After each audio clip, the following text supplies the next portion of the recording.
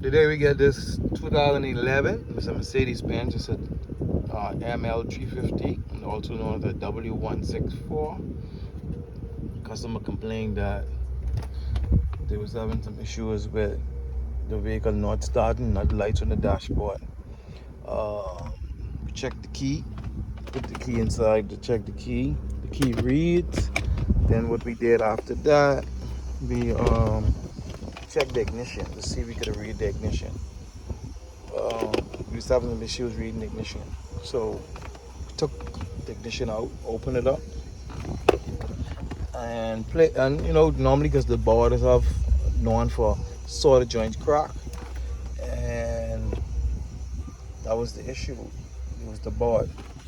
We got the vehicle back up and running, but I recommend that the customer replace this to avoid future issue. But it starts for now, and the customer will be replacing it.